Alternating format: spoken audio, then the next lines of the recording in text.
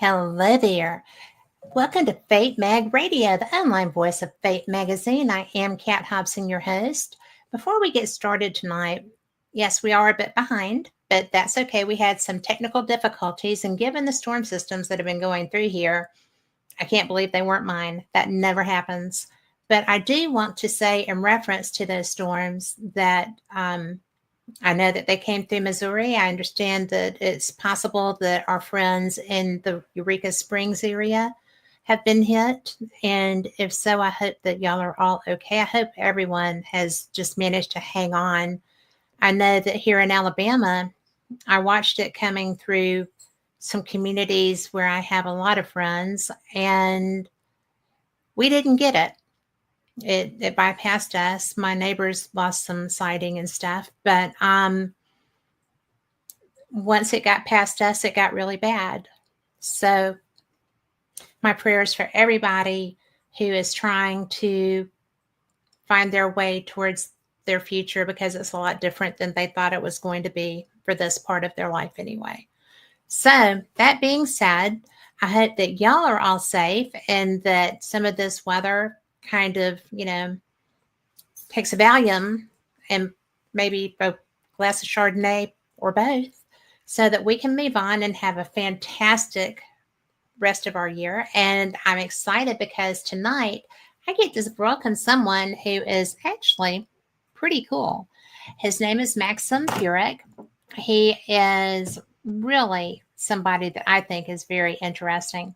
He is an author. He is a rock journalist. He is somebody who has written some pretty cool books, not to mention the fact that one of them actually, Stepton, The Myth, Miracle, and Music. So we're going to be talking about what came from his work with that. He wrote Co-Region Hoodoo. He's written a lot. He has written a lot. Somebody Else's Dream, Dakota, The Boys, and Timothy. And I just have to tell you that I'm very excited to have him on. He is someone who is a contributing author to a lot of magazines, including Fate. And he comes with a high thumbs up from Phil Escaldi. So that's good enough for me. So help me welcome Maxim Furek. Hi, Max. Thanks, Kat. Boy, I'm getting the goosebumps. What a wonderful introduction. And listen, before we get started, I wanted to say this. A lot of people say, "Boy, you have such a wonderful resume, and you've done this, that, this, and this." And I'm like everybody else. I mean, we all wear different hats. We've all had our ups and downs, our wins, our losses. All of that. I mean, I'm like everybody else, but I just happen to be. I have a love of rock and roll. As a baby boomer, I wrote books about rock and roll. I try to look at rock through a sociological lens, and that was what I did. But I'll tell you what, 9 years ago, 2016, I published Shepton, The Myth, Miracle, and Music. And I hope Phyllis Galdi is listening, because it was my article about Shepton that she published. Yeah. And it had to be 2018, I believe. And, they talk about a trifecta well, I didn't have a trifecta. I had 4 of them. What is that, a quadrifecta? I don't know. I think if there's a quad, yeah. Quadrifecta. Okay, so anyway. Okay, so Fate Magazine published my article on Shepton. Susan Schweitek, the MUFON director from Virginia, invited me to Baltimore for a Fortean conference to talk about Shepton. The Mysterious Universe in Australia picked up on that and did a 90-minute program on Maxim Furek and Shepton. I mean, this is out of the blue.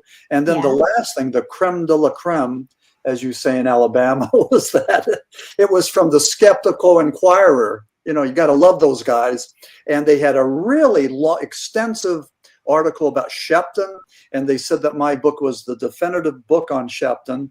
But then they said at the end, little piece, that because of Occam's razor, you got to introduce Occam's razor, that in cases that are very, supernatural, mystical, miraculous, whatever, you look for the most common explanation. And what they said was they relegated it to just hallucinations. And I say wrong, I say wrong. Yeah, in aspects of the paranormal, you don't look at the most common, basic explanation because it defies that. It's outside of the realm of science. It's something else. So, skeptical inquirer, and I'm trying to think, Joe Nichols, although he gave me a lot of ink, and I appreciate that, he was wrong. But whatever. That's that's what he does. He tries to debunk that. Well, I've run across people with that mindset and in that profession, and you know what? It's just like anything that they cannot find a way to make their color Kool-Aid. Occam's razor is handy. Yeah. And for things that are really unusual, you need an unusual amount of evidence. I get that. But sometimes, as you said, the paranormal doesn't play by those rules. Right. And all bets are off when it comes to weirdness. Yeah. And, I think the government had their own version of Occam's razor back in the early days of flying saucers. And it's biting them in the butt now. And J. Allen Hynek talked about that because he was a skeptic. He was a debunker. He was the go-to guy on Grunge, Sign, and Blue Book, all of those things. And towards the end of his career, Hynek had a change of heart. He had an epiphany. He said, wait a second. We are being disrespectful to these witnesses, these eyewitnesses that see things. And we typically say that they're either crazy, needy, neurotic. They're seeing, it's marsh gas, it's ducks, it's the Venus. And rather than saying, well, where were you when you saw that? Were there any trees or light poles, anything that could gauge the distance or the height? And he started to say that he and the scientific community was being disrespectful to those witnesses that saw things. And rather than doing the scientific method and getting that information, they were just castigating these people and putting them down. And that's why a lot of people refuse to come forward to say, hey, I see lights in the sky or I see orbs. So J. Allen Hynek is one of my heroes now. He came around. He did an about face. And I like exactly what he did so much for our craft. Well, I'll tell you that I was fortunate enough to meet his son and have a conversation with him at an event. And he was lecturing there too. And I mean, they had UFO Christmas tree ornaments. Okay. They had, he was not a disbeliever. And was he a hard nose about we've got to have this, that, or the other? Sure. It's his job to investigate it. Mm-hmm. It was also his job to make it go away. Initially, he went full circle. He did go full circle. But towards the end, I think he did so much. He gave us vocabulary. He gave us the term high strangeness. He gave us close encounters of the first, second, and third kind. He did that. He gave us a template, and people have gone further. Close encounters of the fourth kind. Being abducted, or Stephen Greer's fifth kind. That maybe somehow through meditation or through some inner machinations, we can go and actually see or communicate with these aliens, these saucers. So, the CE5 is a whole big thing now to be able to communicate in that manner. You're right. He did give us a pathway. Yeah. And what I like about this field is that you take that Greer's hypothesis, you take a look at it, and let's talk about it. Does it make sense? In any way, shape, or form, could that actually be real, be realistic? And so at least we're talking about it. At least we have some things that we can look at and focus on. And with the paranormal, that's what we have to do because it's just out there. It's almost like amorphous, without boundaries, and without parameters. And so this is what we do. It's almost like Freud and Jung had their talk therapy. Mental illness, mental things could go and really consume us. But if you talk about it, you give it a beginning and end. You give it parameters, and it's this thing, and it's this thing that I'm dealing with that I can control. And even though I don't like it and I didn't start it, it's part of me. And but I can deal with it. I can handle that. So talk therapy. And I like to think that's what we're doing on these shows. We're just trying to chisel out parameters and dimensions, and like how big and how wide and how deep is this thing. So it's really kind of fun. Yes. So. And that's a great point. When I first started doing my initial show, Paranormal Experienced, it was so much fun because I covered everything. I covered cryptids, I covered UFOs, I covered ghosts, obviously, and every aspect of the paranormal realm. And I was fortunate because I didn't limit myself. And so I had Stanton Friedman on with me. Okay. Oh, yeah. Okay. And so he was the original civilian researcher of the Roswell crash. Exactly. And he had really astounding access because of his career as a physicist. He was a nuclear physicist. He helped with developing the atomic weapons and was involved in their testing and everything too. He was just a brilliant human being. Right. And the first time I interviewed him, I was expecting a scientist, a rigid scientist. I got a rigid scientist, one who believed through his education and investigation that UFOs are real and that activity has been occurring and that interaction has been occurring. So my mind was blown after that first interview. I had contacted Stan Freeman when I was doing research on the Philadelphia experiment, and he thought it was real. He sent me a letter, and I was also talking to William Moore at the time too. Mm-hmm. But the thing about Stanton Friedman is that, he's disrespected and unrecognized. He did so much groundwork for Roswell. And when Charles Berlitz and William L. Moore wrote the Roswell incident, they pretty much left him out of that. He did so much of the interviews and the groundwork and everything. That he did all of the groundwork. Yeah, and then even with Moore and Jamie Shadera, whoever did the MJ12 thing, Friedman was part of so much of this, and and then I think the last thing he did was with Betty and Barney Hill. He talked to maybe her granddaughter. It's her niece. Her niece was his co-researcher. Yeah. Okay. Kathleen Martin. Yeah, so I think that was the last thing that he did. But yeah, he was just a great individual, and he did, and again, as you say, he approached it as a scientist, and but was the first one to go out there to Roswell. I think it was 1978, and he was interviewing Jesse Marcel about what Jesse saw, and pretty amazing stuff. It is pretty amazing stuff, and it's funny because I went to Roswell for my first time last summer.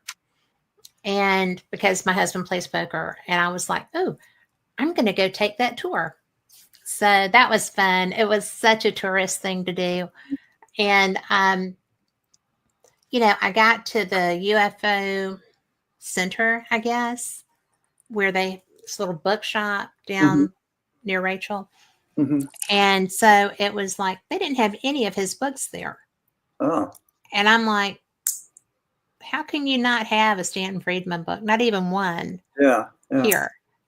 And so I hope when I go the next time, because I decided I'm going to start doing that just to go and experience, because it's really interesting. Probably not every time I'm in Vegas, but just to check it out, because I'm going north next time. I'm taking the day tour up and going to the Arches. But it's just one of those things that you look around and it's like, there's so much to know about this. And I was a little rinky-dink podcaster at the time out of Birmingham, Alabama. And I got to talk to everybody. But when I had Stanton Friedman on, and I interviewed him more than once, I interviewed him the Wednesday before he passed away. It was so amazing to be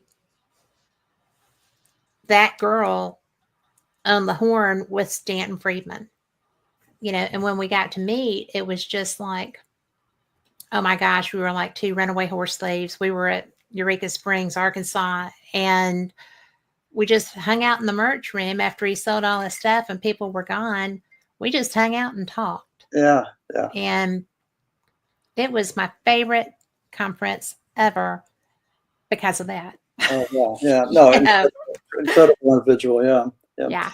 When I went to Roswell, my wife and I would pick a state, and the state we decided to vacation at was New Mexico. So, we were going to go to Roswell, but they had a little thing in the newspaper, visit the Roswell UFO crash site.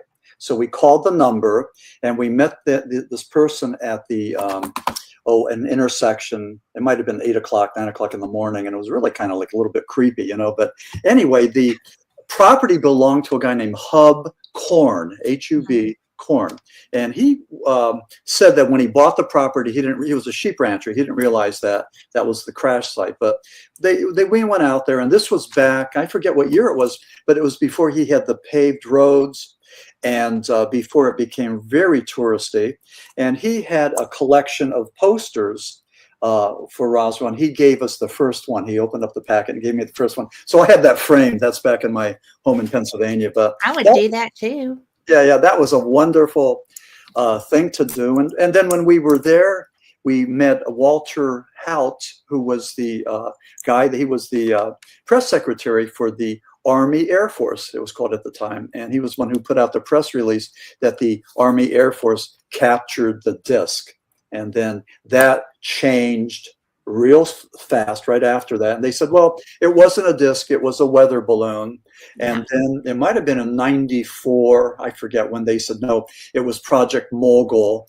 And it wasn't a weather balloon, it was Project Mogul. And there was, Ox, there was another large balloon, I forget the project name. But, and the thing of it is this, with conspiracy theories, when we're lied to, when we feel that we're not receiving the truth, there's a ripple effect. And I think this happens with all of us. And if we can't believe the scientists and the government, then what happens is there's this ripple effect where we go towards conspiracy theories, and we go from the science to the anti-science. And so now we live in this climate where, like Eric von Daniken and Chariots of the Gods, instead of looking at the anthropology and the archaeology and the science, we look at this innkeeper from Austria who wrote this billion-selling book. And why is that? Well, because he was correct? No, but because we love that stuff. We hang our hats on the pseudoscience rather than the science. The pseudoscience is just so much more exciting, ancient aliens. Especially when people are in your face telling you that this is absolutely impossible. Yeah. I mean, there's a reason that Prometheus is still doing ancient aliens. Yeah.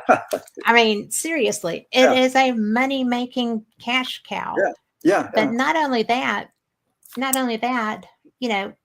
I talked to Eric, and he's like, nobody realizes that, all these people in the churches, all the people that were coming for him, gunning for him, I can't believe you would do this. He's like, did you look at the book? The title has a question mark at the end of it. Mm-hmm. It's not a statement. Mm-hmm. It's a question, and have you ever talked to him? No, I haven't. No. If you get the chance, don't pass it up. Mm-hmm. Because he is one of the most interesting and nice people. And his name again is? Eric von Daniken. Oh, no, I have not talked to him. No. If you get a chance, take it.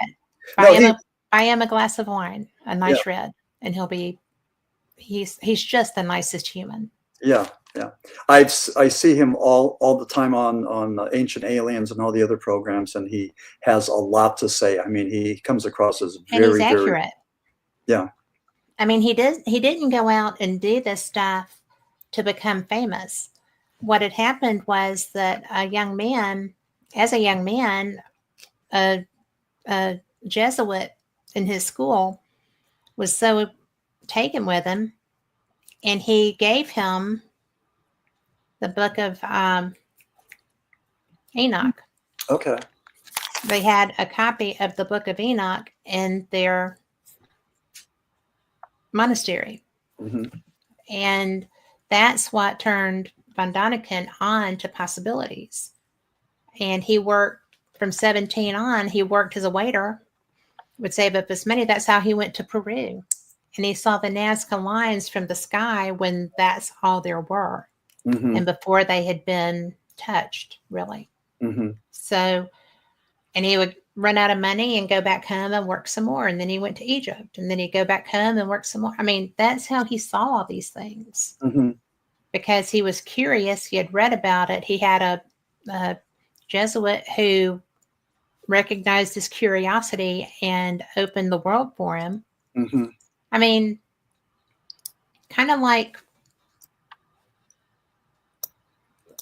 one of the coolest stories you've ever heard. Yeah, and nobody ever knows that that's how he got involved in that stuff. He's just fascinating. Yeah, if you get a chance to hear or meet him, I don't know how much lecturing he's still doing, but he is fantastic. Yeah, he has to be up there in age. He is. He was when I saw him. I got to see him 4 times one summer. Okay, wow. Okay. So well, that was cool. you've been living a blessed life. I mean, just the people that you've met. I am living a blessed life, and I appreciate every minute of it because I have such curiosity, just like you. Mm-hmm. Yeah. I mean, you do too. You have got such great stories, and you don't want to hear mine. I want to hear yours, but I do have a question for you in chat. Yeah, for sure. April is in chat. And by the way, hey, April. So what subject in the paranormal is your favorite to discuss or research? That's a good a question. I think it's not one thing. My fascination, my interest is why. You know, what's that? You know, where is the Holy Grail? What is it? And I think that with all of us, there's a bit of Indiana Jones in all of us, where we want to search and find. We want to climb the Himalayas and the Pacific Northwest and all that. We want to find these things, either cryptids or mysteries or whatever they are. And that's what drives me. And I think it's, the reason that children are able to learn the piano and languages and everything, is because they have such an interest in the dinosaurs and all that, and they want to learn everything they can. And I just think that maybe, just maybe, at the core of me is that little boy curiosity of finding out more. And I did it with the Flying Saucer Esoteric. I mean, I spent a summer immersing myself in flying saucers, morning, noon, and night. And what I did was I challenged myself. I wanted to do things. And a lot of this was ego-driven. And I'm glad I did it. I won't do it again, but it was ego-driven. And I wanted to see if I could have 2 books published in the same year. And then I gave myself this 100-day challenge. And Flying Saucer Esoteric was actually done in 97 days. And that was working really morning, noon, and night, consumed with flying saucers, every aspect of it. What are they? What are, all from the days before Christ to the congressional hearings of 2023. I immersed myself in that, and just to breathe and live that. And I finally, after 97 days, and the bargain I made with myself was this: after 100 days, I would just stop. I would pull out before I got burnt out or before something bad happened. So it was 97 days. I got the project done, and I was really, really pleased with it. But 2 books published by Beyond the Fray, and so that was it. And then I had written about Bigfoot in my book Co-Region Hoodoo, and again, it was the same thing. What's all the fuss about? What are people looking for?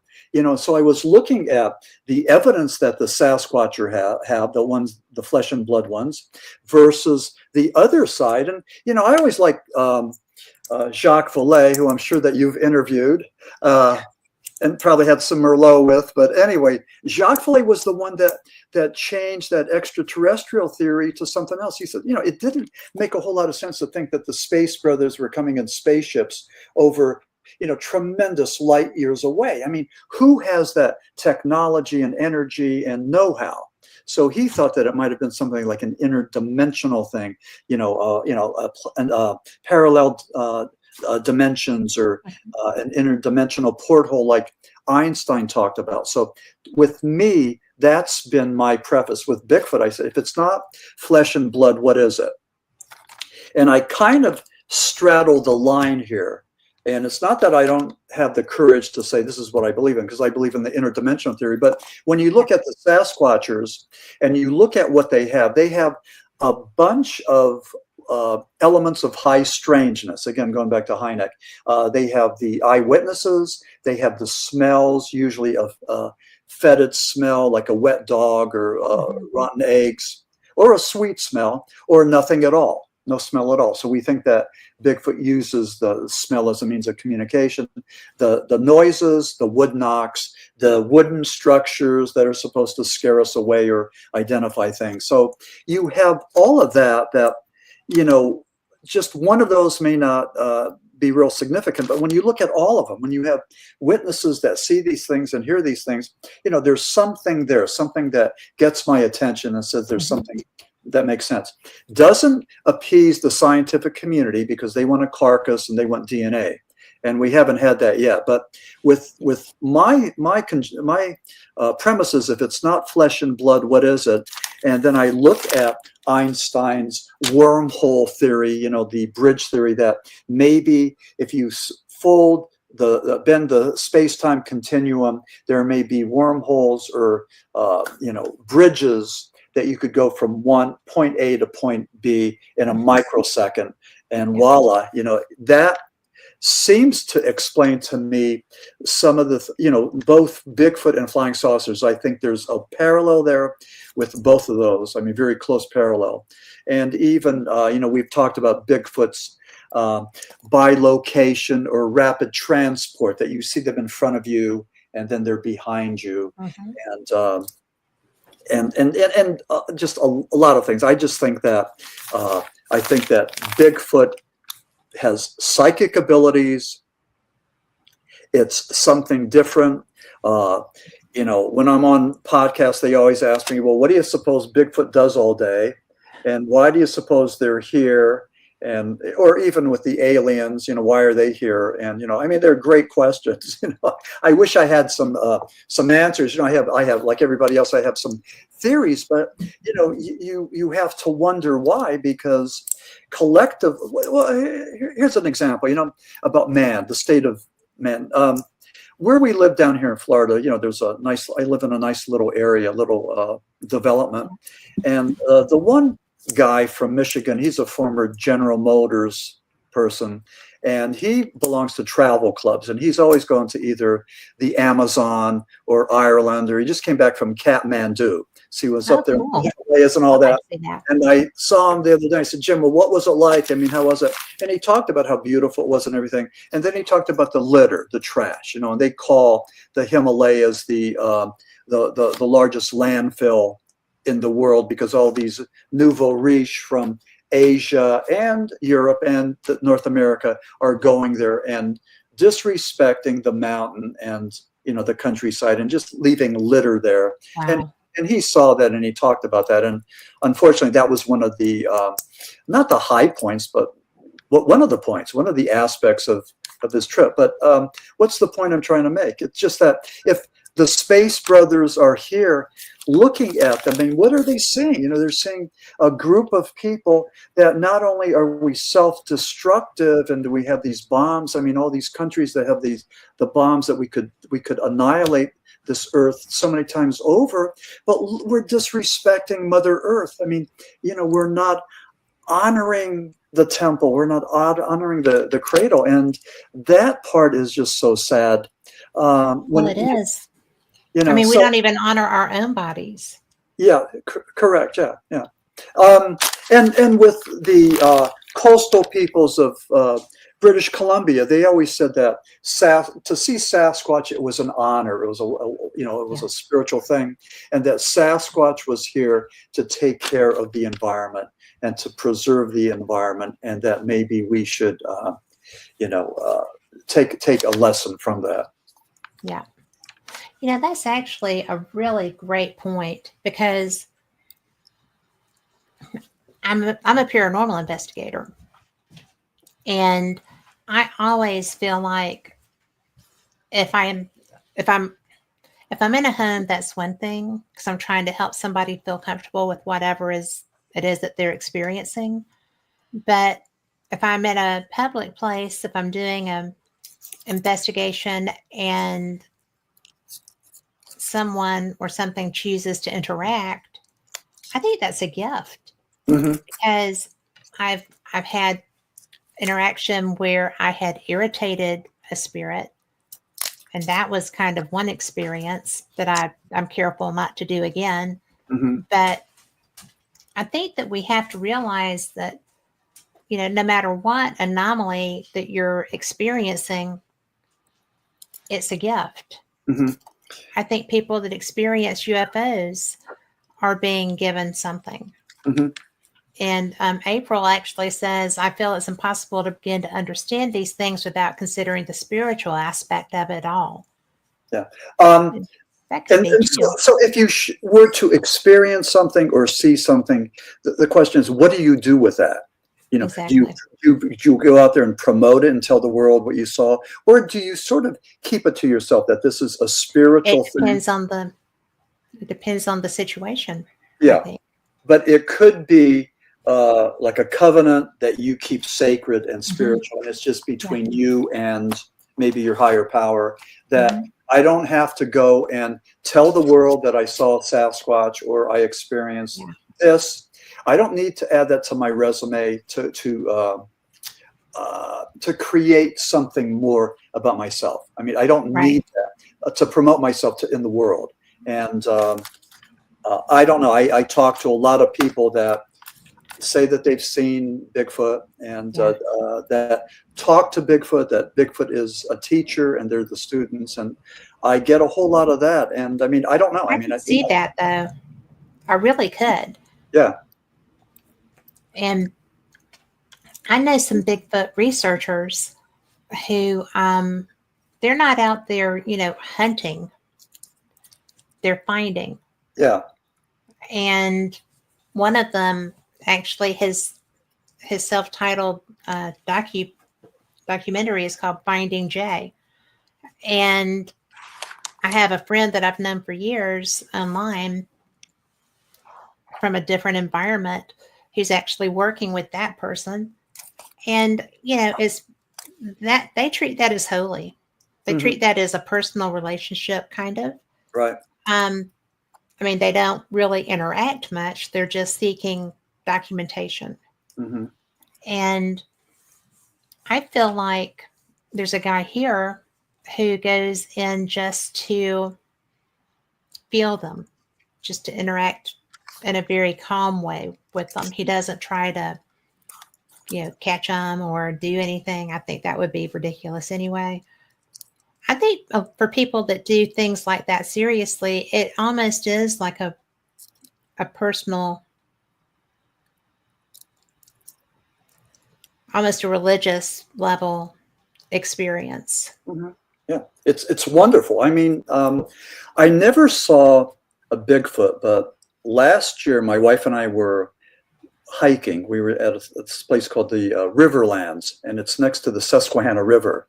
And typically this one pathway is flooded out. Well, here it wasn't. It was dry. So we went down there in this pathway and we're walking, and it was a little cool. This is in Pennsylvania. And whether I'm in Pennsylvania or Florida, I'm always looking for Bigfoot or the skunk ape, I would love to see something. But so I look ahead and I see this dark shape, and it's coming towards me. And I'm thinking, wow, I didn't know what it was. And it goes behind a tree, and then it's coming towards me, and it had large shoulders.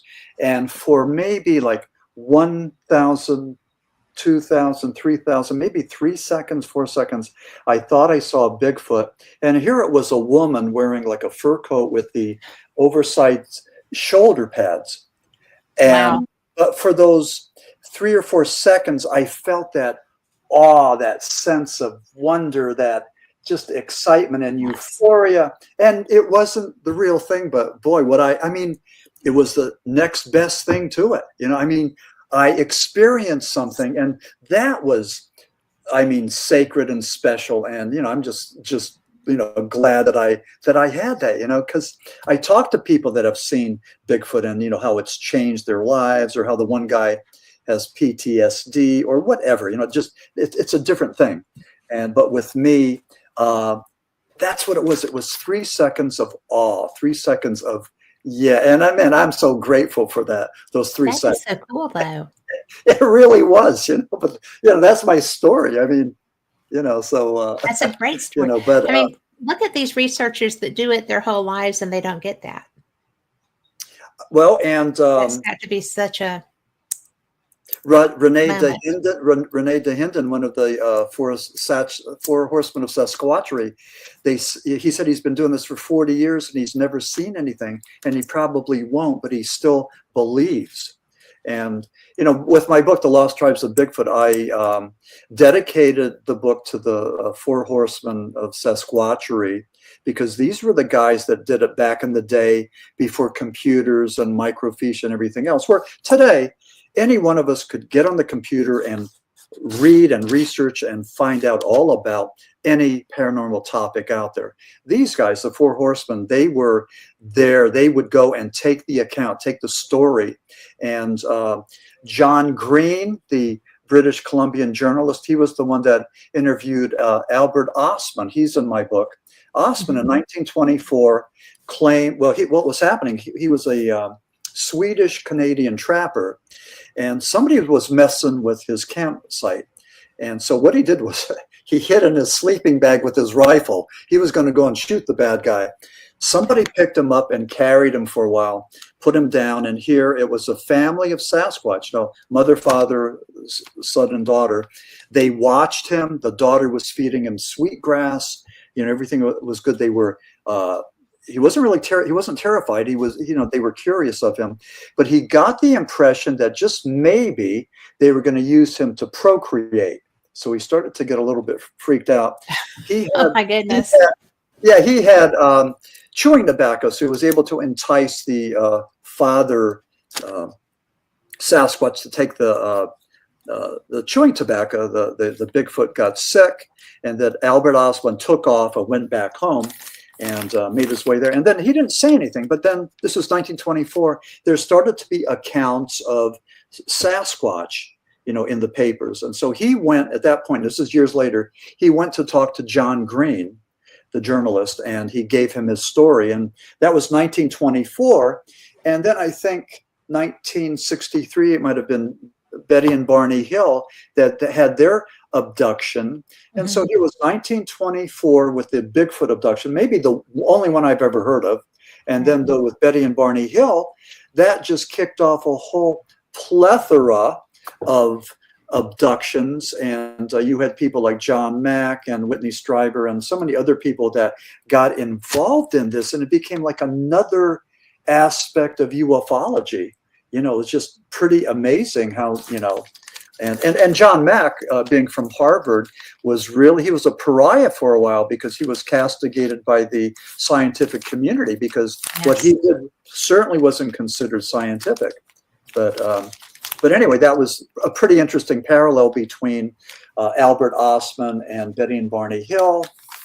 And the other thing I do in my book when I compare Bigfoot with UFOs, in 1947, we first heard the word flying saucer when Kenneth Arnold saw those 9 shimmering discs, and the journalist made a mistake. Instead of saying flying disc, he said flying saucer. So that's the term we use. That was 1947. 1958, the Humboldt Times was writing about California's abominable snowman, and they used the word for the first time, Bigfoot. And what was interesting, well, and in both cases, thousands of people started to see UFOs. I mean, right after Kenneth Arnold, you had Roswell, and then tons of other ones. And then with Bigfoot, when the Humboldt Times had that article in the paper in 1958, they received thousands of letters, and it hit the wire services, and Bigfoot became big news internationally. I mean, like it was just kaboom. That was the kaboom moment. Yes. With all of us. So pretty amazing. And Bigfoot hasn't gone away. All we did was we found out that this California's abominable snowman, Bigfoot, that was not new news. It had been around for thousands of years with the coastal peoples in British Columbia, Sasquatch. They had, songs and stories and totem poles and everything. They talked about this. So, well, it's like the Native American lore of the Rockies. I mean, of the Smokies. You can't, if you're wandering through the Smoky Mountains, you can't throw a stick without hitting a Bigfoot cutout. Mm-hmm. They're here. People in this metro area have them in their yards. Periodically, you'll see one. Yeah, I know. Yeah. It's just like, that's different. Yeah. And with writing The Lost Tribes of Bigfoot, I mean, my question was why? What's the fascination? What are we looking for? What are we seeing? Why do we do this? And that's what I get into. And, it's... What's your take on it with Bigfoot? Well, again, I think that it's, again, like I said, if it's not flesh and blood, what is it? And I just think it's interdimensional. I think it exists, but on another level. Why do you think there's such a fascination? Well, that's because we need to fill in the blanks, we need to find answers. We need balance and homeostasis. It's like during the drone hysteria of 2024, everybody's looking up into the sky, looking at this Rorschach test and seeing something, and it wasn't so much aliens, but we were seeing maybe enemy craft from Russia or China or Iran. And just as in the previous year, we had all the air balloons from China. So there was a lot of anxiety and trepidation. There was a lot of fear. And there was uncertainty because two things. One, the Biden administration wasn't able to successfully articulate what we were seeing there. President-elect Donald Trump had his hand in it too, because he said that the government knew something and was withholding it from the public. So that added to the hysteria that there was a conspiracy to withhold information from us. And whenever that happens, whenever that happens, we get pissed off and we start looking for conspiracies, and and we get crazy. I mean, we're adults. Well, the drone thing was crazy. Yeah. And, one of the things I think that got people so furious, and these people are looking at them over their house. There's footage of them everywhere. I mean, over their house. Yeah. And they're being told, oh, you're crazy. Mm-hmm. They have footage. Mm-hmm. I mean, it's the same thing it's the same way that UFOs have always been treated. It's a personal problem. You're obviously having an episode. Yeah, exactly. Yeah. And but you've got too many people seeing those drones. And I actually did a show on those drones, and I spoke with someone who, very credible. I knew his background. I trusted his information, but yet the drones weren't just a U.S. thing. Correct. They were over our bases in England. Correct. And, there was activity in the Channel nearby where those drones were flying there. People had information. They were not crazy. The fact that the administration just completely disregarded anybody's concerns, told them that they were crazy, that wasn't what they were seeing. Mm-hmm. It's just like, well, if they're not drones, they're UFOs. Which one do you want it to be? Mm-hmm. Because we know we're seeing something. That was so mishandled. Oh, it really was. Mishandled. Yeah, it's and they should teach this in a communications class. They should. Not to do it. But, we had I forget, she was a representative from South Carolina. She was on the UFO committee, and she said she believed that they were extraterrestrial. And then we had the one podcast, he made drones. He claimed that, and you and I might have talked about this earlier at another phone conversation, but he said that terrorists stole a nuclear weapon from Ukraine and brought it to New Jersey, and the government had heat-seeking drones. They were looking for that radioactive signature, and he said that wow. what was no, we happening. didn't say that. That's cool.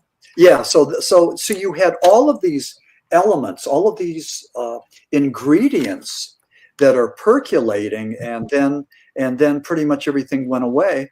But I was interviewed by Simon, I think his last name is Bohm. He's from the UK. He has a podcast, and he was saying the same thing, that they were over there as well. So I don't know. It was. I mean, it's just crazy. And when people wonder why we don't trust our government, we have Roswell. We had the experiences prior to Roswell. Roswell was like the third crash. Yeah. And, it's just, we pay these people, and they treat us like we're imbeciles. And that's so frustrating for a lot of Americans. And in this instance, I understand. I would have been so frustrated if that was over my house and they're telling me I'm not seeing that. Yeah. I forget the name of the committee or the report from maybe the 50s or late 40s that felt that we couldn't couldn't handle the truth. Yeah, couldn't handle the truth in case there were aliens there, that it would turn our society upside down, that it would destroy organized religion and all that, I don't know about that. I mean, we've had such a good dose of ancient aliens and the possibility that we're versed on this stuff now, right? So we can take that. We can take that, yes. But even my husband, who has never really been prone to considering that topic. My husband's a engineering mind. He's a machinist, and he's a math guy. And he started watching Ancient Aliens with me. Oh, yeah. Okay. And so it was like, wow. And when they had that first Ancient Aliens convention, AlienCon, I applied for credentials because why not? Yeah. They let me come. So it was just like, holy cats, this is a whole different ball of wax. It was so cool. But for David, it was a cool thing for me to be accepted as media there. And, I got to meet the gentleman that, created that series. He was such a nice man. Oh, yeah. Wow. And to spend time talking with him. And I couldn't believe I was there. I couldn't believe I was getting to sit in on these lectures and ask questions and learn, because there's so much to that. And that stuff is real. It really is. There's so much of it that's, that's questions that everyone has that there's not a definitive answer for, but there's a lot that they do have answers for. And it's just, Brenda says space aliens would have picked her up for probing. There's always the possibility, right? But I just think that it's interesting because April in chat says, being a communications guy, they say language limits our ability to understand reality because we're limited by what we have language for. That's true. I can see that. Yeah. And there's what is the she's probably familiar with the stoned ape theory. They said that man ingested psilocybin or some hallucinogens that was able to trigger up our ability to verbalize and communicate. So that's an interesting thing that's stuck in my craw, which may or may not have anything to do with this conversation. But well, anybody that has been tripping has always felt like they learned things that nobody else knew and had never experienced at that point. Yeah. And there's, that's true. Yeah, I've said that when I did the Flying Saucer Esoteric, that was sort of like my version of microdosing, because although I wasn't tripping, I mean, it was maybe you were slamming it in. Pretty much, yeah, yeah. And but if you're focused and organized, and stay the course, and don't allow yourself to go crazy, and you can do that. But again, I wouldn't advise that for everybody, and it's taking a chance, because it's really excessive, and it's really pushing your boundaries. But I wanted to do it. It was just more of an experiment than anything else. And you succeeded. Yeah, I did. Yeah, yeah. Well. So, the Bill of Rights Network, which we're on, said, look what happened on the original. And I've always said this. Look what happened on the original broadcast of War of the Worlds to the people. I have always said that is why they hid this, because people reacted so badly. What do you think? Well, that was, Orson Welles. He was 24 years old, 22. He was just a kid when he pulled this off, which was pretty cool. But it was 1938, and they did a dramatization of H.G. Wells' War of the Worlds. So instead of the Martians landing in England, they landed in New Jersey. Mm-hmm. And this is 38. And they made the first part of the program very boring and everything, and then all the action happened towards the end. But there were people that took this serious and thought that they were being invaded. But they did surveys afterwards, and a lot of the people didn't think it was an invasion from flying saucers, but from maybe the Germans or some other enemy. So they thought that it was a terrestrial thing. Mm-hmm. But there was Orson Welles was investigated. They wanted to know if he intentionally tried to incite, these riots. All the suicides. Yeah, yeah. I mean, there was that. Themselves during this. And then there was the war between newspapers and this new media called radio. Yeah. And so, the newspapers did everything they could to go and, criticize the radio for inciting these things. And they made, and they probably just put a pretty, dramatic spin on it. But the 1938, dramatization is just infamous. I mean, how it went down and what people thought, But and on that note, H.G. Wells, what a brilliant mind! I mean, to be able to all that stuff. I mean, as a kid, I read all of his stuff. I mean, War of the Worlds and Invisible Man and all that. I mean, just amazing. So, And that was before people were talking about spacecraft. Right. And, as a young person, I remember my fascination for science fiction.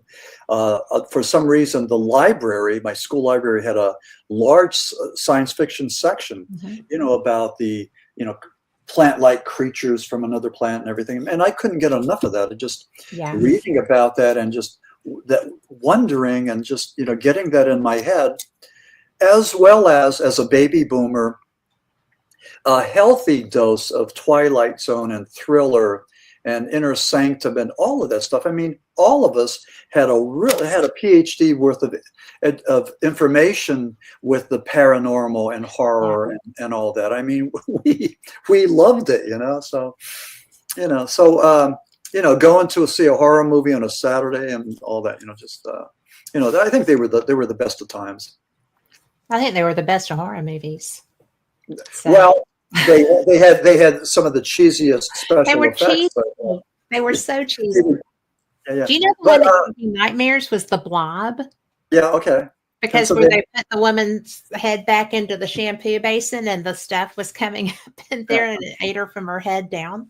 Yeah. That was just kind of like, But and the Blob was based on a true account. Something came down, I don't know, meteorite or something, and left like a gooey substance on the telephone wires. But the police investigated it, took a report, and there were some film producers who were hanging out in Philadelphia, and they just did the Blob, starring Steve McQueen. He was the heartthrob then, but so they still do that run out at the what is it? The restaurant, the diner. So they still do this once a year in Phoenixville, Pennsylvania. So the Blob is still going strong. So I know that was based on reality. Yeah, yeah. Slept again. A little kernel of truth, just a little That's smattering. hilarious. Well, it's just like the Philadelphia experiment. I mean, they did use the degaussing technique to demagnetize these ships so that they would be sort of invisible to the Nazi underground undersea mines. And these ships would go over these mines, and that magnetic field would trigger the device. So they would wrap them in coils and sort of like electrify the ship, and that would demagnetize them. So the degaussing technique was widely used, and but the Philadelphia experiment, according to that narrative, it went the degaussing experiment went wild, and the ship was teleported from Philadelphia to Norfolk and back. And on the way back, there were the men were merged into the ship, and it was just if you saw the movie, it was pretty grotesque. That's the part everybody remembers. It was. I did not see that movie. I don't generally watch horror movies because I was so traumatized by them when I was younger.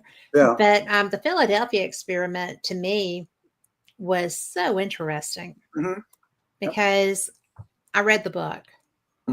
And the whole concept was brilliant. That was William L. Moore and Charles Berlitz. And when I was researching the Philadelphia experiment, I had contacted Stanton Friedman and William L. Moore. And William Moore would type me. He was living in Burbank, but he would send me an answer on a sheet of paper. And then he would stuff the envelope with all of these advertisements for his mimeographed books and pages for like $3 or $10 or whatever. And he was a great promoter. And we think that maybe William L. Moore was behind the MJ12 documents. And that's because Jamie Shandura, I think that's his name, Shandura, he was the film producer, and he was in his living room reading Variety magazine, and somebody threw something through his mailbox, and he thought it was William Moore that did it, because he was going to have lunch with William Moore, and Moore said, "No, I don't know anything about it." So here what it was a roll of film.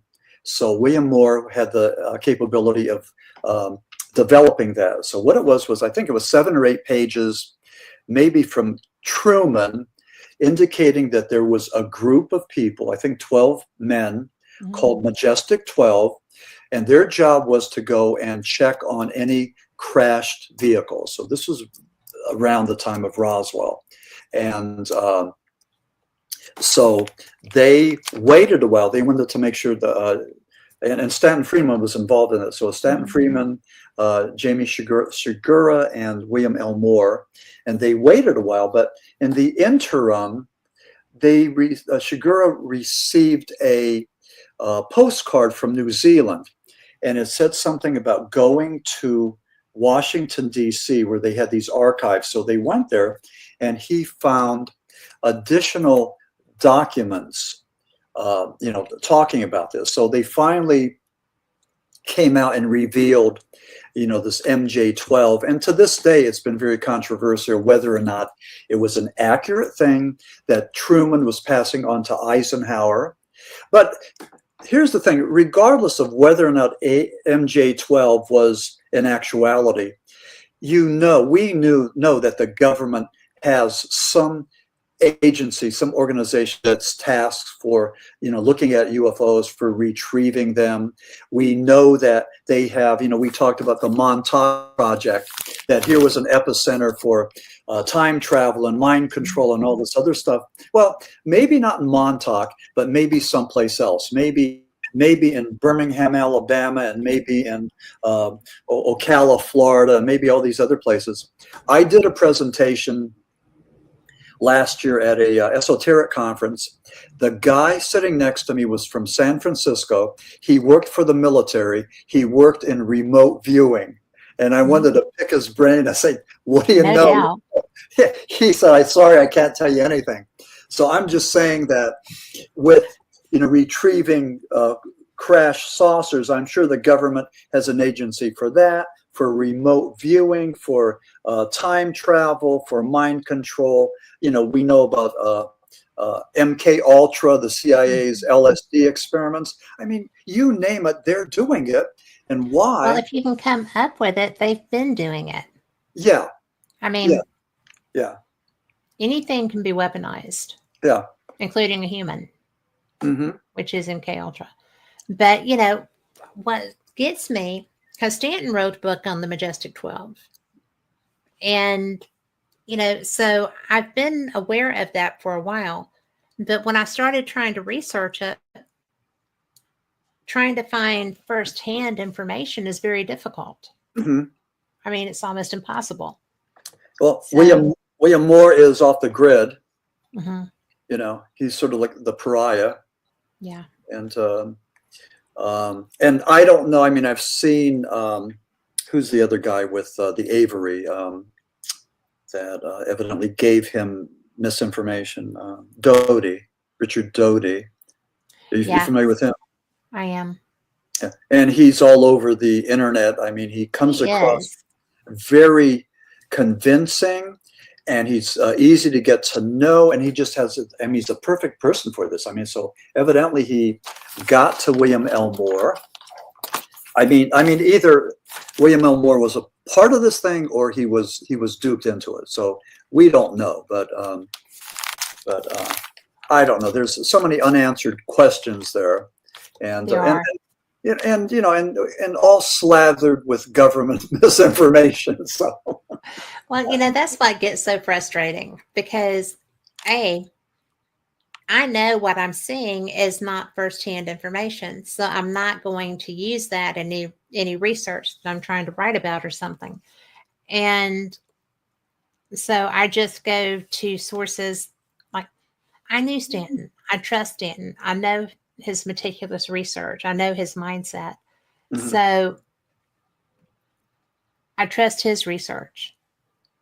But there's so few people that I can say that about. And there's so many topics I'm curious about. Right. So when I start looking, I'm just kind of like, well, I don't know what to do with that. Well, we have a couple of whistleblowers. We had David Grush. Recently. Yeah, I've heard him lecture. Yeah, and we have Luis Elizondo. And I'm not sure what I think about him. Yeah, well, I don't know, but in let me see, July of 2023, and I knew exactly. I was at this public radio station doing an interview when Grush was being interviewed, and so we had a tape, but I was just riveted. But Grush, July of 2023, said that he knows where the bodies are. He knows where the crafts are. He said that he interviewed something like 40 people that were involved in reverse engineering these crafts. Some of them were injured, and he would reveal his sources at the right time.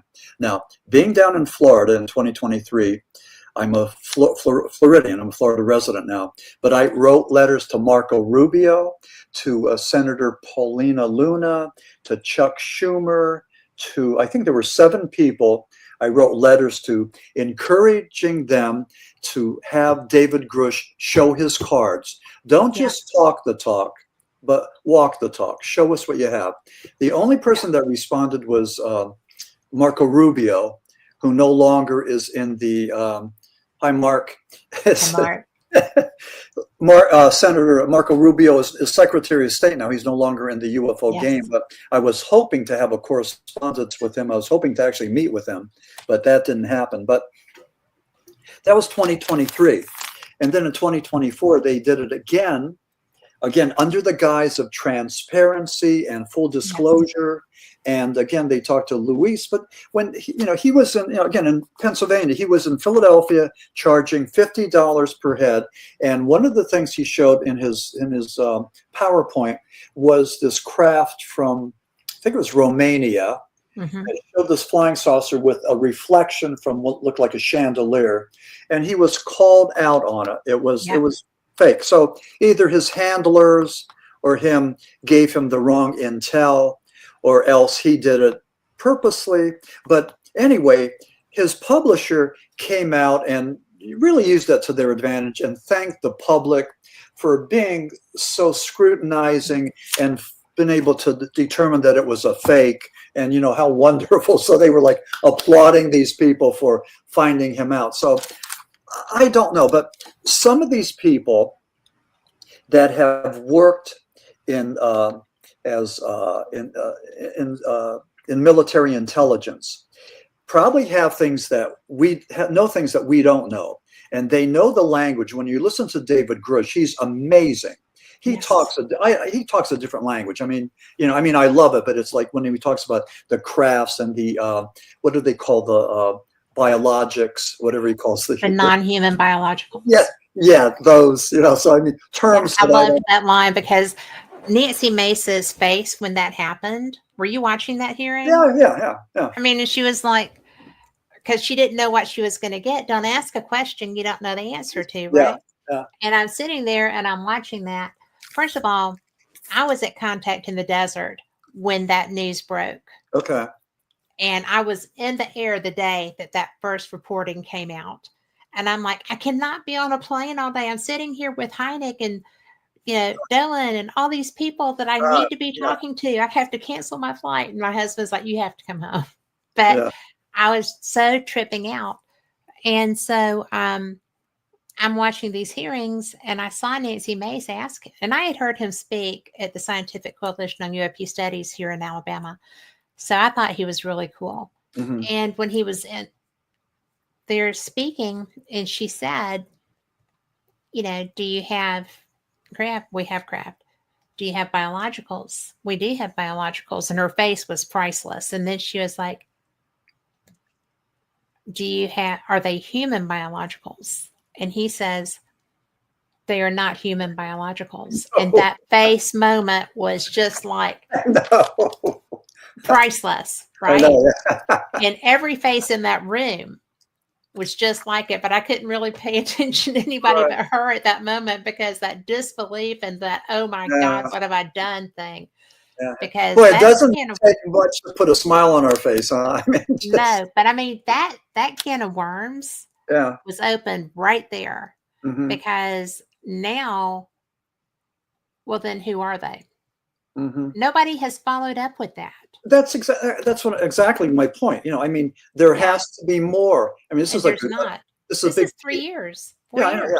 Yeah. We're talking the talk. That's all we are. So yeah. But anyway, I would not have let them walk out of that room. Yeah, with Alexandro. But what do you think? I mean, is he for real or what? I don't know because, again, I've heard him lecture, and I have friends that think that he hung the moon. And I have not. He's done very well from being Lou Elizondo in this capacity, right? He's done very well with that. Mm-hmm. And before he came out, he was hiding it just as hard as everybody else was.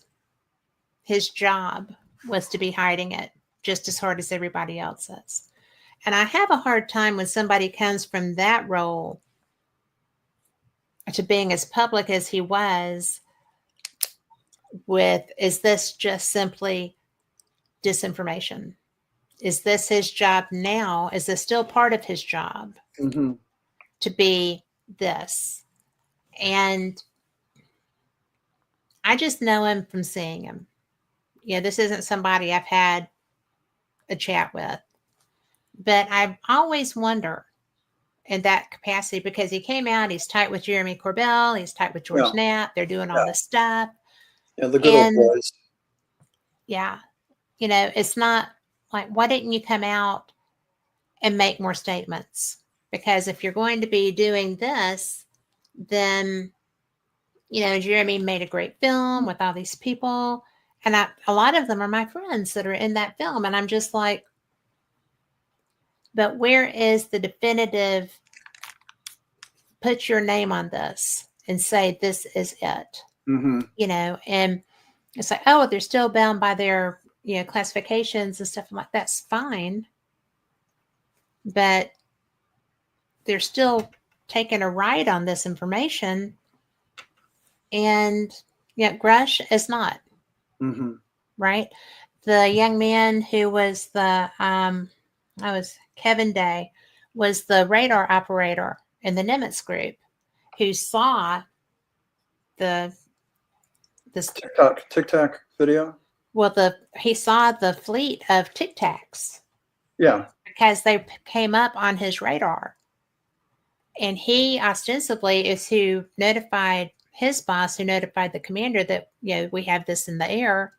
And then the pilots started having them interacting with them. Mm-hmm. And that's where the TikTok video came from.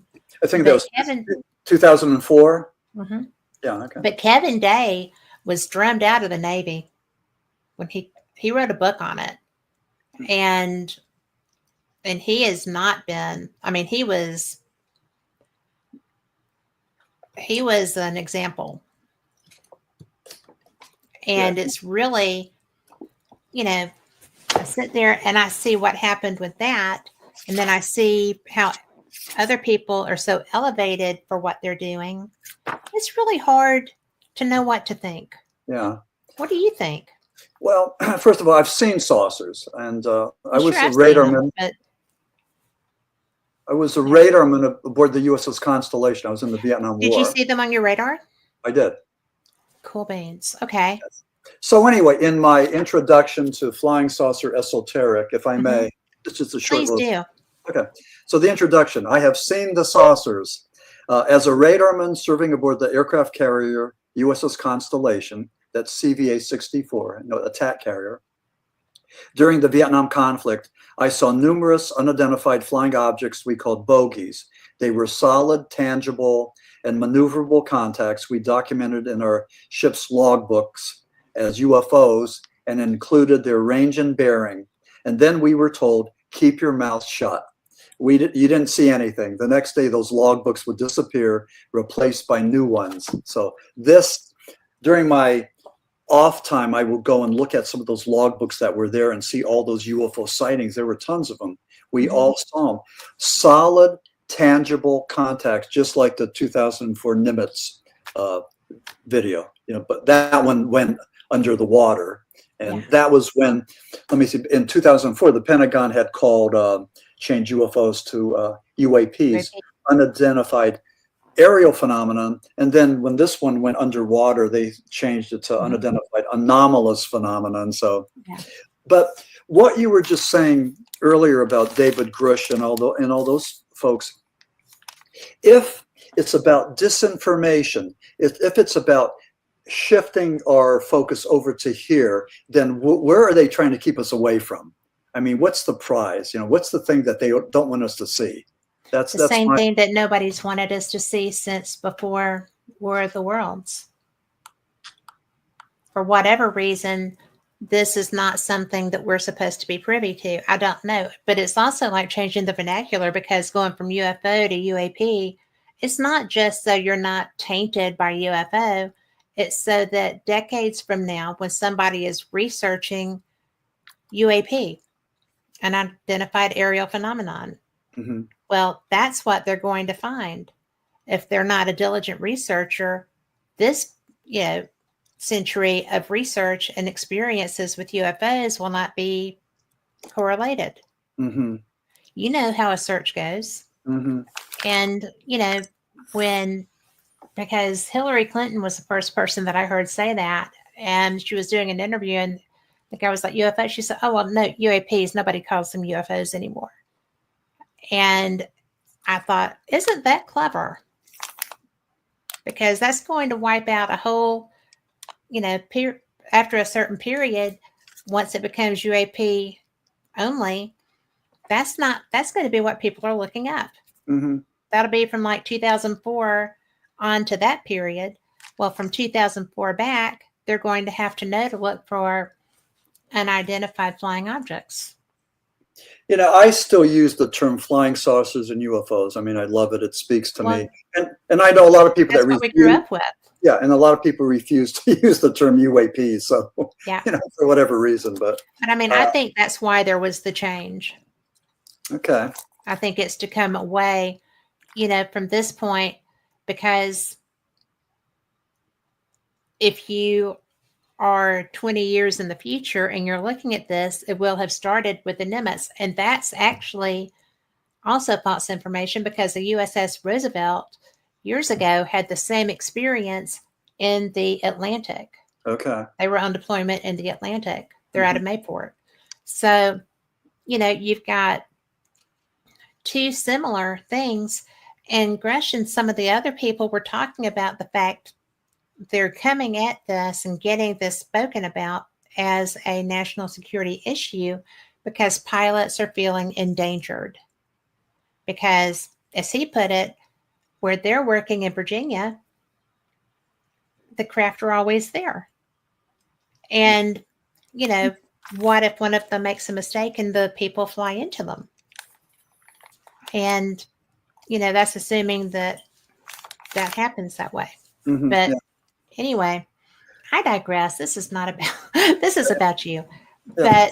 But no, that's good it's stuff. so interesting. You were talking about Roswell, and you were saying that there were 3 crashes. I'm familiar with the alleged Aztec crash. Were you talking about that one? I'm talking about Trinity. Trinity, okay. And that one, in fact, I have interviewed Jacques Vallée because that's what we were talking about. He and Paula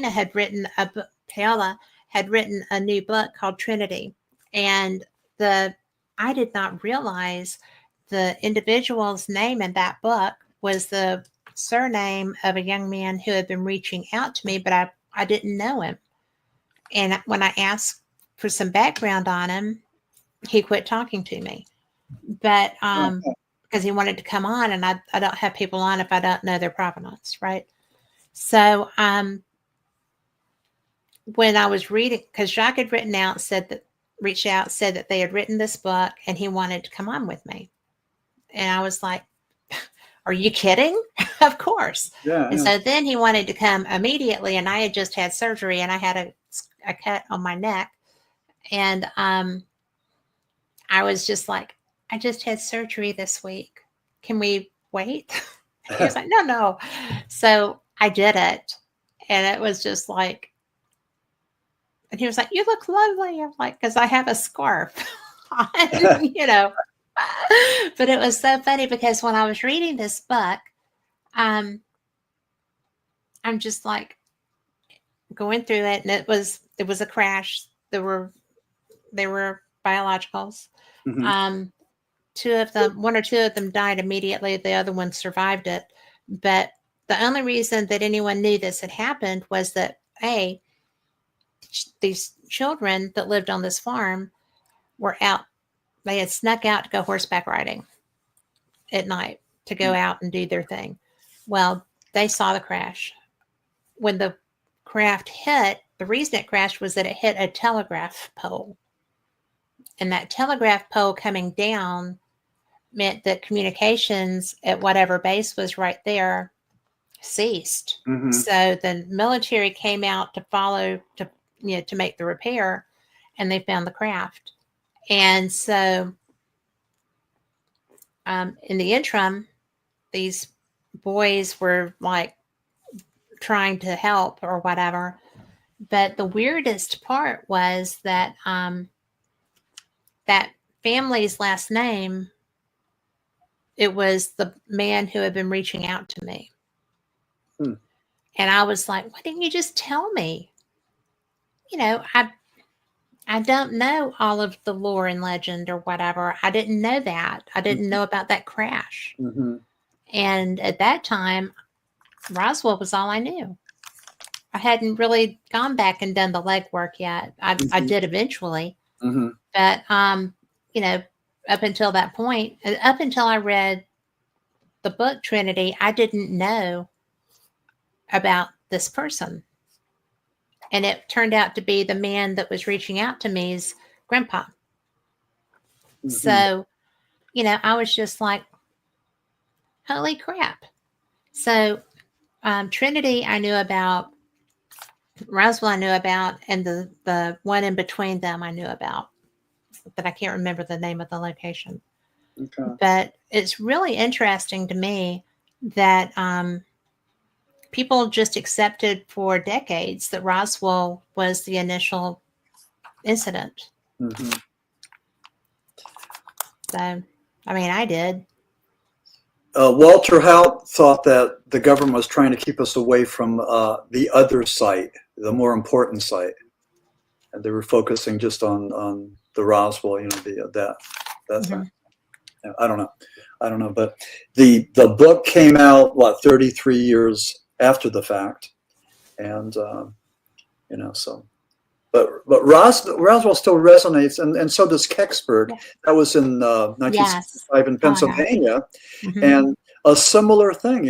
Something went down, either ours or the Soviets or a UFO.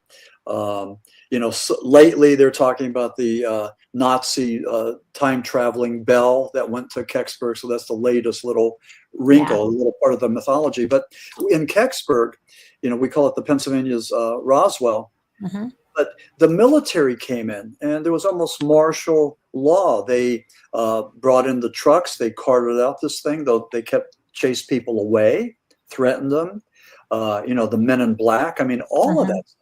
I mean, it's just bizarre. And so then they took away the stuff. And then with the Freedom of Information Act, Leslie Kean and so many people tried to get the goods, and they were either lost, missing, or redacted. And they explained that, a lot of the stuff was missing. So who knows? I mean, again, when you don't get the information, we go to the conspiracy, almost immediately. And they bank on that. Because if you're coming out and you've got these ideas and you don't have anything backing you up, then you're just a conspiracy theorist, and they're just going, they can just shrug you away. Yeah. And that's one of the things that I am so impressed. Linda Moulton Howe, to me, is brilliant. Mm-hmm. She's received Lifetime Achievement Awards for her research and tenacity, basically. Mm-hmm. And, Keane also, these are people that have approached it with journalistic standards and been shoved back. There's tons of people like that, but they have stuck with it all this time. Mm-hmm. And Keane is really, she is so tenacious. Yeah, and what happened, what was interesting, because she got the red light or the green light to go ahead with this UFO story. Mm-hmm. Her and I think it was Ralph Goldblum, I believe.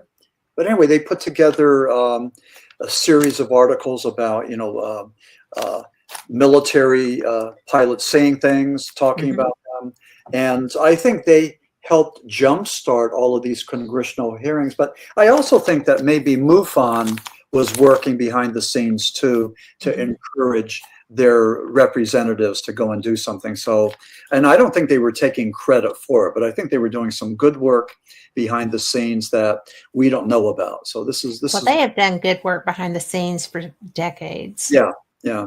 I mean, and they don't grandstand and take credit for it. So, yeah. I'm pretty impressed. Well, really and truly, MUFON, they have approached this as scientifically as they could while still providing care and aid for experiencers. Mm-hmm. And for people that are pretty much, if you don't fill out the report form right, then you're going to be it's gone,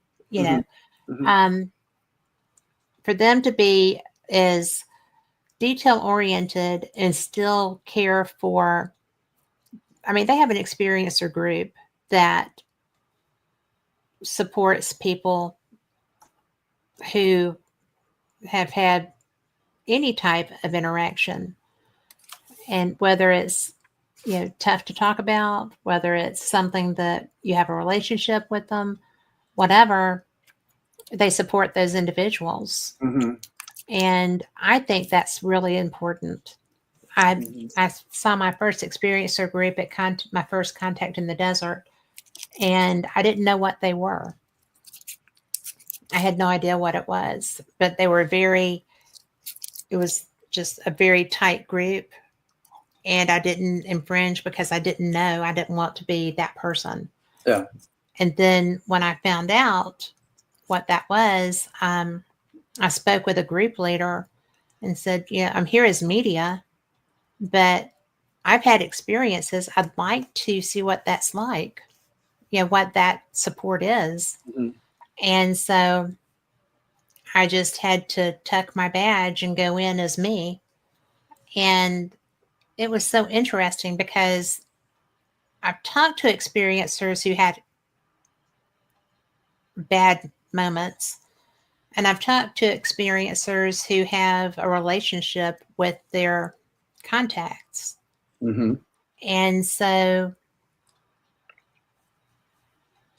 that to me is something that makes me go, well, I don't know quite what to do with this. When you were doing your work, you've done that, right? You've interacted with people that said they had experiences. Pretty much what I get, when people come up to me in confidence, they tell me pretty much it's two things. They tell me about orbs that they've seen and orbs that follow them. And they also talk about talking to dead people, specifically relatives. So that's the two main things that I get. I know people that have seen Bigfoot. I have friends that have seen them, and they've told me about it. And and I've questioned them, and they've described their experience. And I think it's different with everybody how they respond to that. But it's just, I think that some people have a gift. They just have this gift of some sort of an extraordinary perception where they're attuned, either the right vibration or a level of awareness where they're attuned to some of these things, that they might see cryptids or might see flying saucers or entities, apparitions, whatever. But so I think that some people just have that ability.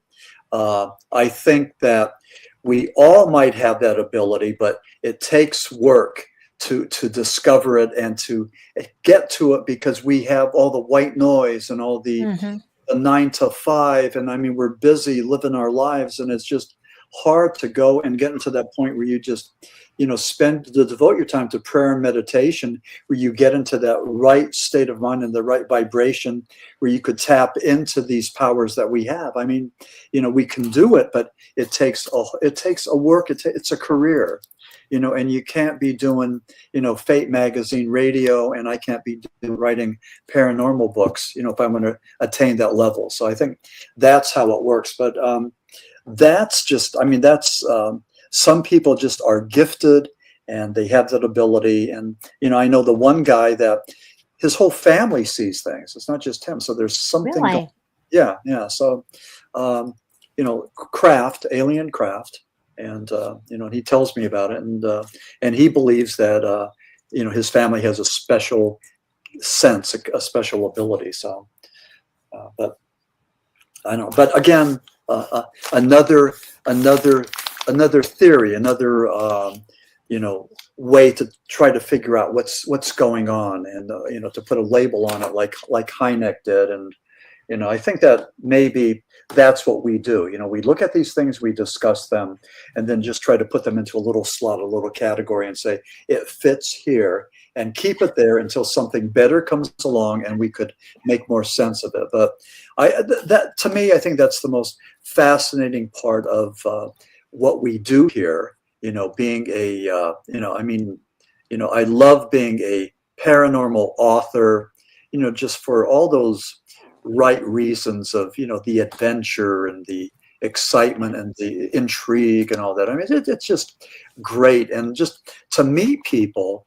and for them to share their stories with me, and, and they always incorrectly think that I'm in possession of this invaluable information that they don't have, that I know things that they don't have. And it's, and that's not true, but I mean, it's just amazing that, and it's almost like when you introduced me about, my resume, again, everybody has their story to tell. Everybody wears their hats. Everybody has, I mean, I could just see, Kat, your autobiography. I mean, man, the people you met on your journey, and just one question. I mean, if you did write your autobiography, what would you call it? My paranormal adventures. Okay, yeah. So, I don't really know, because I was a paranormal investigator and loved that. And then I started learning more about ufology and loved that. And I really do have Stanton to thank for that, because he really educated me a lot. And then not a big cryptid fan. I don't like, being out in the woods with things that I don't know about. So, but I do love ufology as much as I love the paranormal. Yeah. Actually, it's all paranormal. Yeah. But I think that one of the things that I like the best, and that I would always include if I were to be discussing fate, is that I get to talk to people like you and like Stanton, and that I have all these resources available to me, and that I get to go and meet people that are interesting to me and to my listeners. I've got someone in chat that I've known for 20 years before I was ever doing paranormal things. And she's here in chat listening to you because I can bring people like you to her. And, I did paranormal experience for about 8 years before I started doing fate. I've done, no, not quite that long, but I've done fate for 5 years and paranormal experience for 10 or so. I am in my 10th year. And I get to talk to people like you. And I get to bring your information, which I also wanted to ask you about something else before, because since we got a late start, I'm going to, if I can, keep you a little longer. But you've done so many interesting things. And I think that your work is fascinating. And not because it's rock and roll, not because it's any of that stuff, but because you're interested. And by being so interested, that makes you interesting. Okay. Right? I mean, because what you care about, you bring to the front and you make it alive for other people. And that's my job, is to go and find people like you so that you can bring it to life for my listeners. Well, you're good. You got the poise, you got the articulation, you got the voice, you got the confidence. I mean, you pull it off. You have, the full package, as we say. So it makes it easier. I mean, very relaxed for me to go and talk to you. And this is, this is a very nice, what are we talking about? Well, we're talking about a whole lot of different things, but yes, the one thing, a lot of different things. You do a lot of different things. But one thing I wanted to say that we haven't talked about, but I want to bring this up. I'm a former psychologist, and I was in charge of a drug and alcohol program. So I sort of hooked up with the Pennsylvania Department of Drug and Alcohol Programs, and I was doing trainings, anti-drug trainings.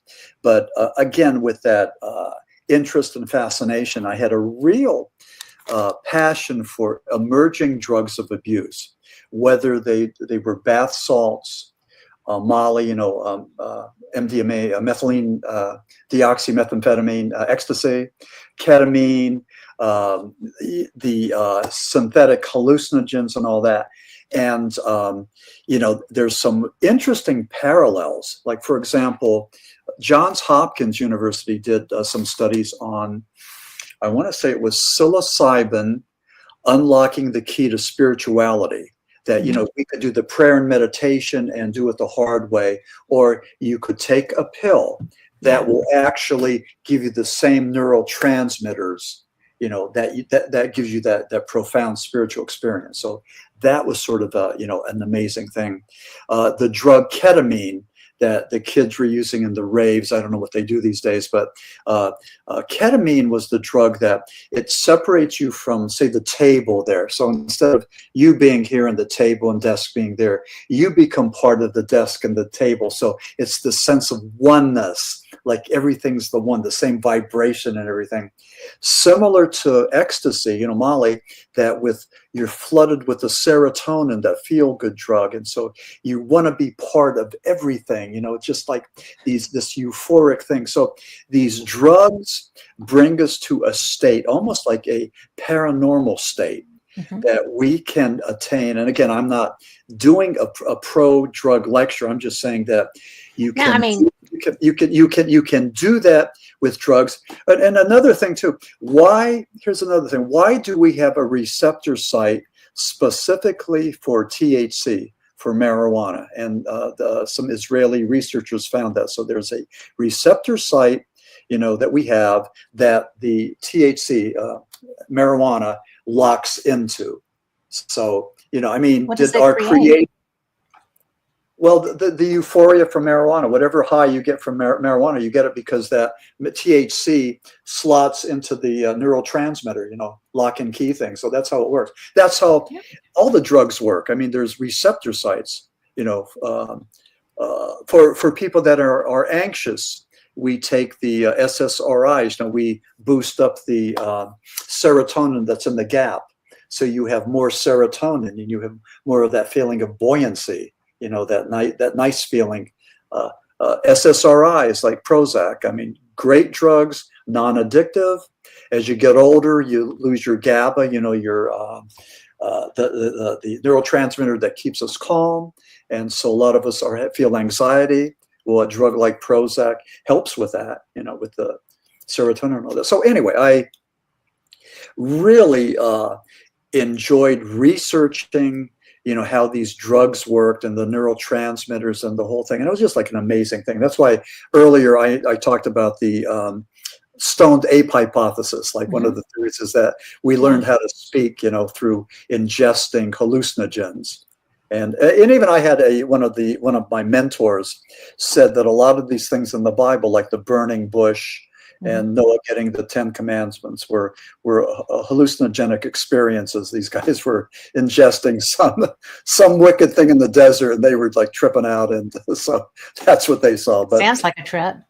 Yeah, well, yeah. I mean, it does. Yeah. So, but who knows? I mean, it's a theory, and it's that drug theory. But for a while, I think I was very, for a while, like maybe for a couple of years, I was, research on these new emerging drugs of abuse, and I would do programs on them and stay on top of it. And so anyway, I don't do that anymore, but I just had such a fascination for that because it's interesting and it's just a fascinating thing, so so that's I think my drive and my what makes me tick. I think I get excited about things, and whether it's flying saucers or Bigfoot, but I ultimately want to make a contribution to the field. I want my research to be able to say, to say something and say this is what I believe, and but it's a great journey, and none of us know what the destination is, but but it's a journey, and you meet people there, and you have your ups and downs, and you have your guardian angels, and you have people that say, and all you need, like people like you to say, what, you're doing good, you're heading in the right direction. That's all we need. That's all we need. Just that little bump, that little bit of support, And I mean, in what you were doing with that field, you were also seeing how much people needed that. That's one of the things. I do not have a background in that. I have a lot of friends that have dealt with addictions. Yeah, me too. And so, and it always fascinated me because a lot of my friends used to love tripping. I mean, that was their thing to do on a weekend. And I'm like,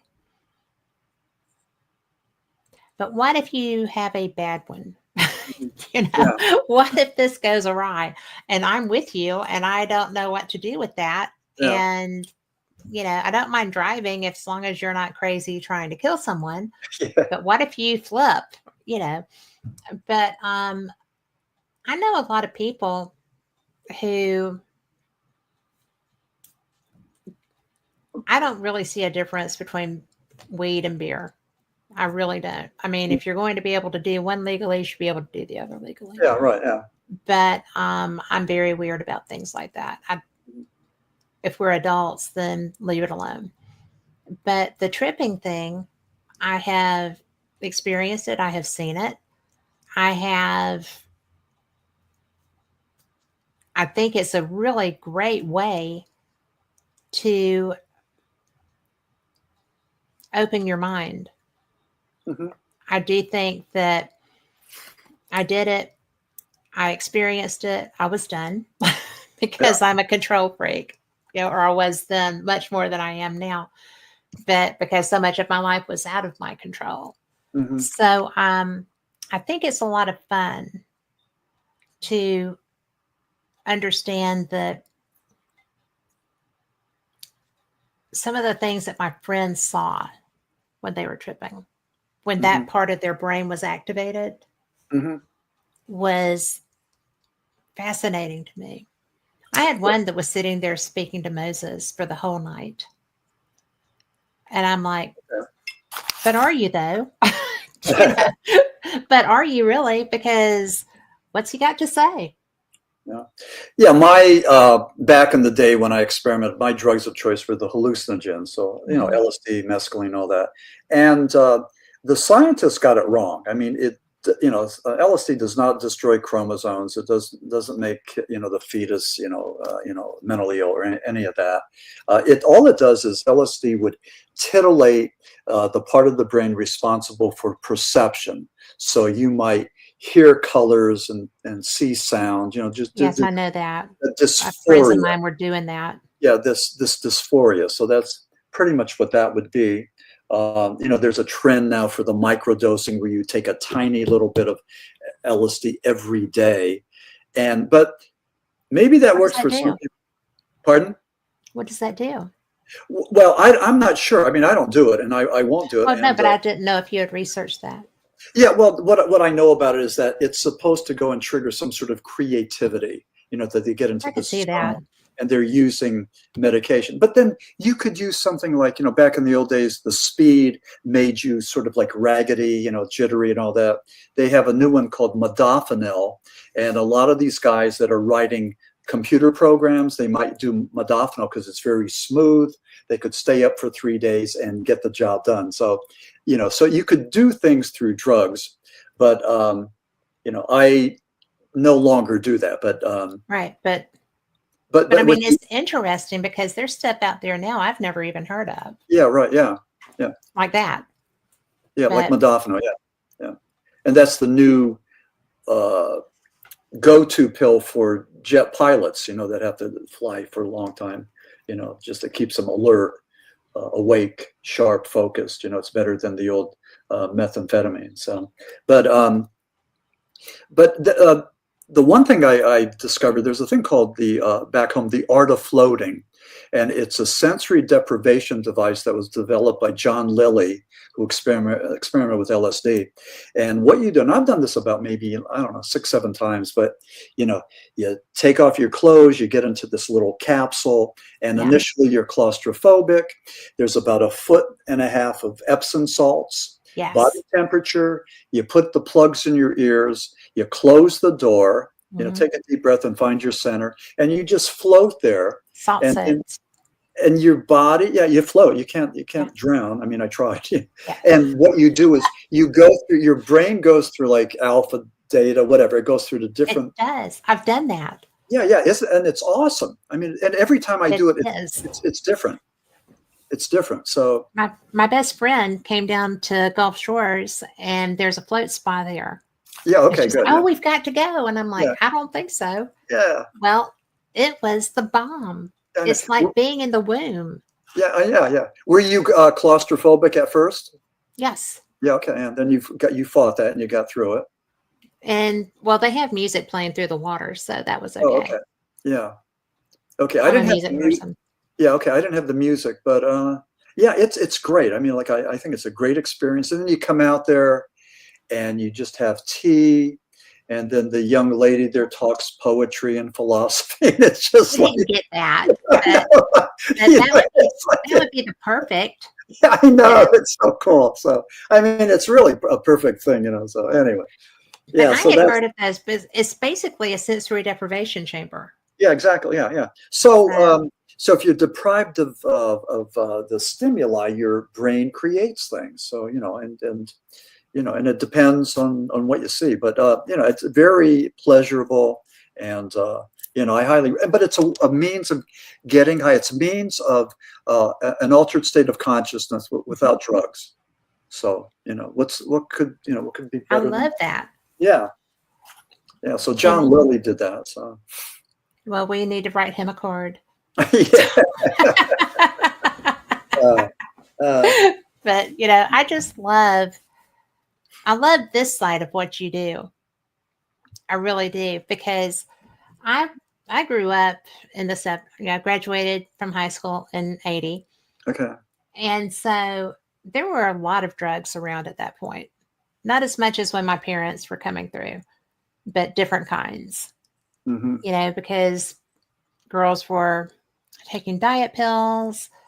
Um, Weed was all the rage. They actually had smoking areas in my school, so we could, smoke cigarettes if that's what you did, and Oh people wow. always were passing a joint if that's what you did. But Yeah. nobody, they would get in trouble. But if you were smoking a cigarette, you wouldn't get in trouble. Hmm. But it was just so bizarre to me that I now it's weird because I did not like marijuana, because I was in a difficult home environment, and when I would be around that, it would make me relax, and then I felt vulnerable. So I Hmm. was just like, no, can't do that.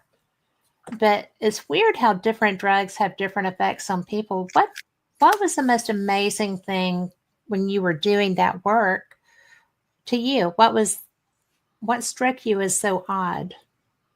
With drugs, with Yeah, addiction. relevant to the drugs and the addiction choices, maybe. Well, I don't know how to answer that, but I'll say this. I think that every one of us, you mentioned something about a challenging upbringing. Join the Well, club. sure, everybody does. Yeah, exactly. Yeah. So we deal with the trauma, the childhood trauma, and you try to find a way through that, and make sense of it, Yeah. and be good with that. But I think all of us deal with issues of mental illness, cancer, and addiction. And there may be more, maybe all three, but families deal with that. I mean, that's like the troika, and Yeah. so that's a given. Yeah. I think with trauma, when you're a little kid and bad things happen, you can't fight or run away. All you could do is nip and get into the fetal position. So you're powerless. And if that you retain that trauma as an adult, then you may do maladaptive things to cover it over, to try to get rid of it and ignore it. And it takes so much energy just to say things like "it never happened." It Yeah. didn't happen, when it did happen. And I'll tell you what, one of the things I did was there's a guy named John Bradshaw, and John Bradshaw used to be on public TV, and he had all these mobiles. And this is when the black and white TV, and like in a family structure, if you get one thing out of whack, the other thing will compensate. Well, Yeah. John Bradshaw was in the area. I think I paid $199 for 3 days with John Bradshaw. And I thought he was going to do this didactic presentation, like, here's my stuff and all this. So Friday night I went there, and I was the first in line with my John Bradshaw books to have him sign them. And he talked about the inner child, that we're the only ones who can protect our inner child. Nobody else can. You can't, and nobody else. Only I can do that. Take care of that young child, that little child. Saturday morning, we had to go to it was at the country Comfort? No, the Country Cupboard. That's what it was. It was like a resort center. And Saturday we got there, and they had circles there, chairs, like 6 chairs in a circle. So you had to pick your circle. So I sat there, and here it was going to be this deep, intensive psychotherapy thing. I didn't know what I signed up for. I didn't sign up for that. I signed up just for a classroom. So here I am in the circle. Oh my. Me, this guy, and it must have been 4 women. And all these women had been dealing with sexual trauma that happened 40 years earlier. They're still dealing with this. And I remember the one thing, and I could share this, the worst thing that ever happened to me was, I had, we were watching TV. There's my mother, father, sister, and brother. My brother was the youngest one. He was the favorite child. And he's messing with me.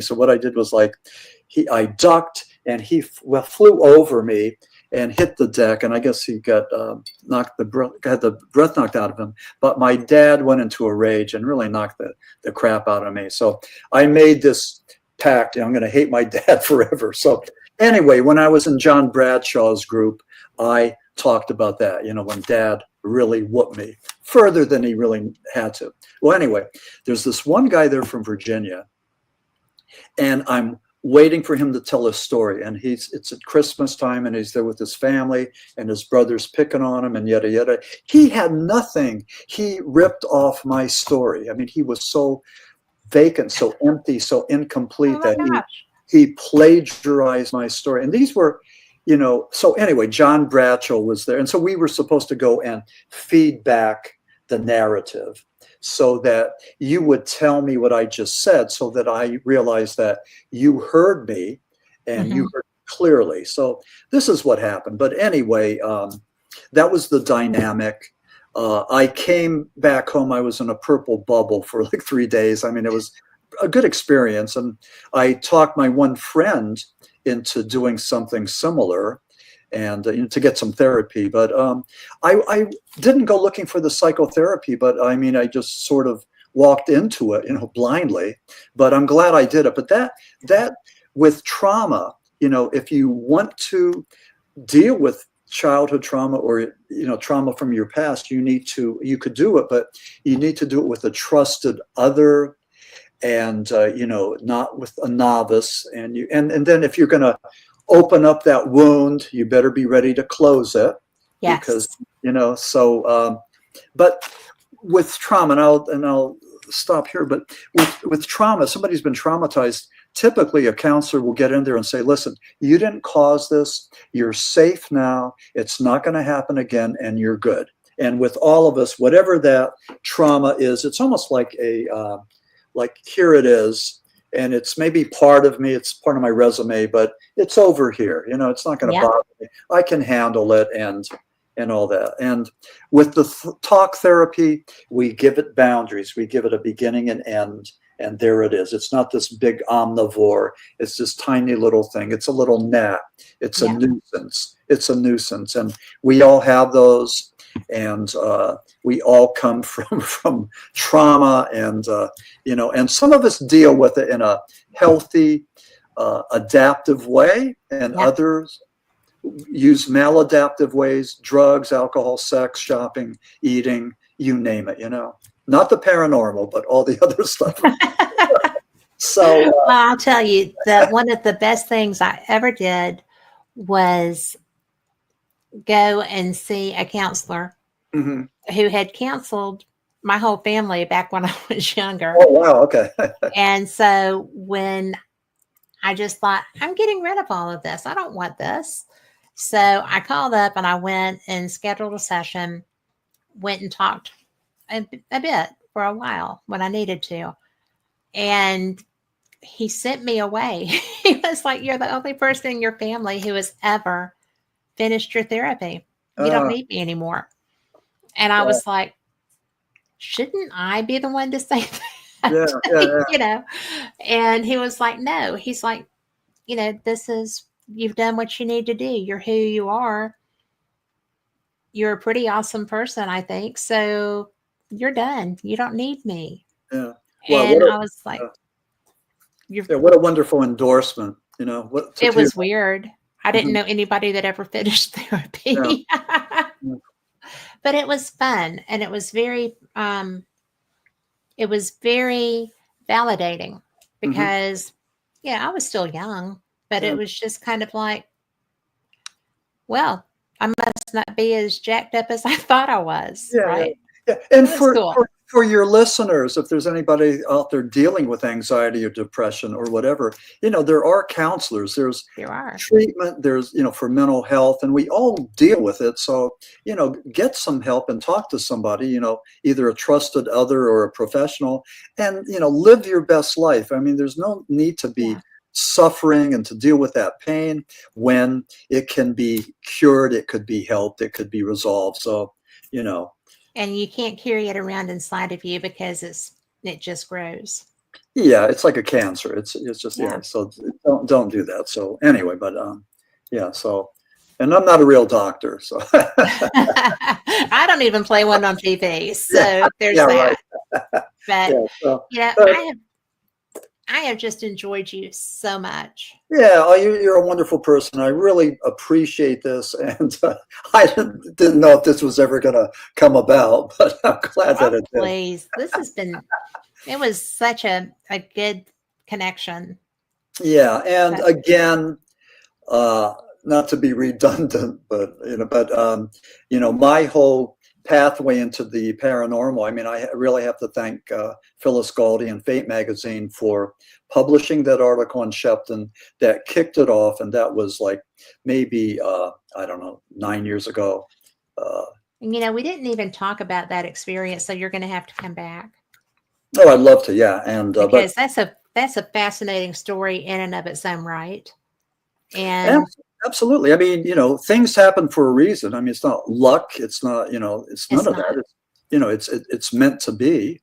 And, so I do want to say this. I'll be going to Western Pennsylvania. I'll be going to